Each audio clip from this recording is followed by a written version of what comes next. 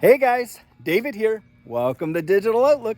In today's video, I'm going to go over the top 5 questions that I get regarding XRP. But before we do, if you'd hit that like and subscribe and tell your friends and family so we can get this information out to as many people as possible, that would be fantastic.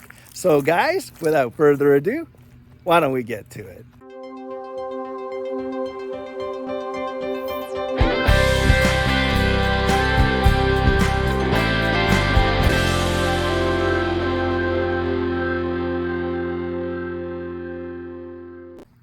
Now, I'm going to try and put these questions in relative priority in terms of how often I get it and in terms of, the importance of them. Now, the last 2 you're going to want to see, and so you may want to wait to the end of the video, but I promise you, this is not going to be some 25, 35, 40-minute video. We'll probably have it all wrapped up within 10 to 12 minutes, so not a long wait. So now the first question that I want to address is this. A lot of times, I've seen this a few times, where people will come on the channel and they'll leave a question, say, well, if CBDCs are going to be implemented, then why would the banks utilize XRP? Like, what would its use case be? And really, actually, it's a good question. Now, none of these questions are bad questions. In fact, no question is a bad question, guys. But the reality is it comes from a confusion about how central bank digital currencies are issued and utilized and how XRP fits into that scheme. So a central bank digital currency is a sovereign currency that is issued by the central bank of a particular nation. So for the United States, that's the Federal Reserve. And the Federal Reserve here is the issuer of the currency. Now, right now, of course, they are issuing fiat currency, paper dollars, which, by the way, there's only about 6 or 7% of those. But needless to say, they're issuing their fiat currency. Well, central bank digital currencies are also a form of fiat currency, but with some amazing added features. The programmability, you can put your monetary policy into them. They actually can be treated like they're almost smart contracts in a way. Well, how those work is, let's say I wanted to send, $1,000 from the United States over to Britain, and I want to be able to do it out of my central bank digital currency here, but it's converted over into the central bank digital currency in the UK. Well, you utilize a bridge asset, and that's where XRP is employed. XRP becomes that bridge asset, and now there's no need for nostro-vostro accounts, ours, yours, in each other's banks, because you can use on-demand liquidity of the XRP ledger utilizing XRP, and that's the answer to that question. That's how it works. XRP is not going to replace CBDCs. It's going to be utilized in conjunction with CBDCs and the transfer of that value as a bridge asset. So another question that I get with some relative frequency is this. Isn't XRP centralized? And doesn't that go against the whole idea of cryptocurrency and it being a decentralized type of ecosystem? Well, guys, this question, although it's a legit question, actually comes from a total misunderstanding and the propagation of a lot of FUD, fear, uncertainty, and doubt from way back when XRP was first coming out in 2013. And boy, did the Bitcoin maxis absolutely hate it. And so this narrative went out that XRP is a banker's coin and it's centralized because look how much that Ripple holds in the escrow accounts, which, by the way, Ripple does control escrow, that's to be sure, and they do hold significant portions in there, but Ripple is not the only owner of the XRP that is in escrow, that's for sure. But the whole idea back there was that somehow it was completely centralized. Well, the truth of the matter is this system works off of a node-based system. So what we're talking about there is various computers around the world with programming that validate through a consensus algorithm these transactions. And anybody can have a node on the XRP ledger. And in fact, even the Securities and Exchange Commission, the SEC themselves, ran a node on the XRP ledger, and nobody needs to give you permission to do that. Ripple doesn't need to give you permission to do that. And there are many, many nodes all around the world that utilize this XRP ledger and validate these transactions. And I think Ripple only operates maybe 2 of those out of them all. So in fact, XRP is extremely decentralized. Now, I'll give you another example. Let's imagine that Satoshi Nakamoto's wallet, which by the way is massive wallet, holds a tremendous amount of Bitcoin. So let's just assume that because Satoshi Nakamoto, whether it's one person or a group of people, hold that somehow that makes Bitcoin centralized just by virtue of the fact that Satoshi Nakamoto owns so much. You can see this is a ridiculous argument, but it has been propagated for so long and pushed out there so much that it has got people that are new to this space absolutely confused. And then you have them still pushing the narrative. I almost guarantee that when this video goes out, there's going to be people that are going to leave in the comments, oh, it's absolutely centralized, and here's why. And their narrative is going to be because Ripple holds so much in the escrow. Nothing could be further from the truth when it comes to understanding how this ecosystem truly works. Now, here's a question that I've been seeing actually multiple times just in the last few weeks. Well, if XRP is such a valuable asset, then why is it struggling to get over 50 cents? Well, guys, number one, we're in a bear market right now for most assets, not just crypto, but equities and the like.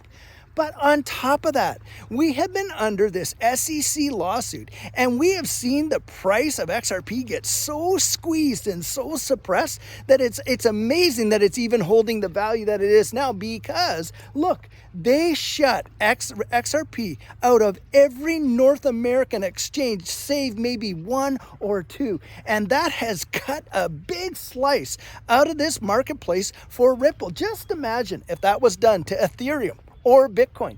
Do we really believe that Bitcoin and Ethereum would have seen the price valuations that they saw in the last major bull market? Absolutely no way. So the fact that you're watching XRP under its current circumstances and the price struggling where it has been, or at least balancing, in fact, it's amazing that they're really where they are, because I remember when this lawsuit was dropped, it was 17 cents. And even under the lawsuit went all the way up to like $2. Now, nowhere near its all-time high, but it's because they've been taken completely out of the marketplace. And now that we've had this bear market where a lot of assets have lost 80, even almost 90% of their values, well, hey, XRP has only lost maybe 60, 75% of its value in the same bear climate. I think XRP is doing extremely well considering the circumstance. But I'm telling you, when it has this clarity, when it gets this clarity, it is not going to be like it is today. And as far as I'm concerned, we should thank our lucky stars that we're at the position that we are, that we can actually get into this asset at the prices that we're getting in. Because I'm going to tell you something, guys, I have literally lived through 100x returns, and I'm thinking that is exactly what we're going to see with XRP. So I have saved the last 2 questions, the 2 last ones, the best ones, for last. And this first one, it was a big toss-up between which one of these ones I was going to put before the other because they're so close. Well, the first one has to do with this. How much XRP would I need to have in order to be a millionaire?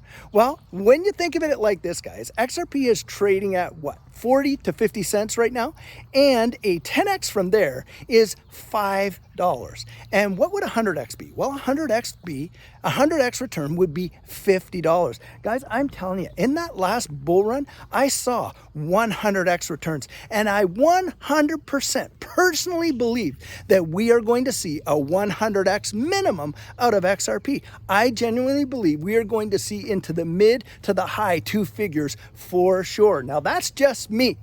However, there are folks out there calling for a 3-digit XRP up there in the $100 range, $100 plus range. Now, if that happens, guys, if we just hit, let's say, that $50 range, you would need to hold 20,000 XRP to have $1 million in XRP.